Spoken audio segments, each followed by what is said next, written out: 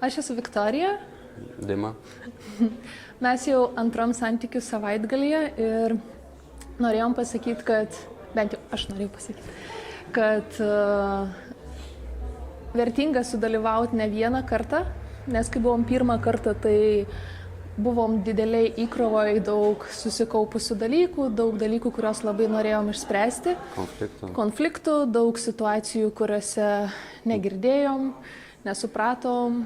Nuoskaudos. Jos trukdo siauro mąstymo. Savo atsakomybės nematymo. Ir tu įkrovoj negali tiek daug išsinešti, kiek grįžęs dar kartą ir išgirdęs jau ramiai.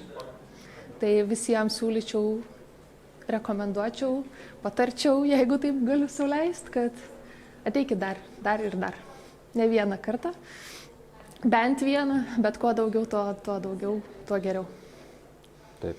Ir ačiū labai, nes tai yra neįkainojamas laikas ir ateityje, bet ir šiuo metu čia tai yra patyrimas, artumas, jaukumas, laimė.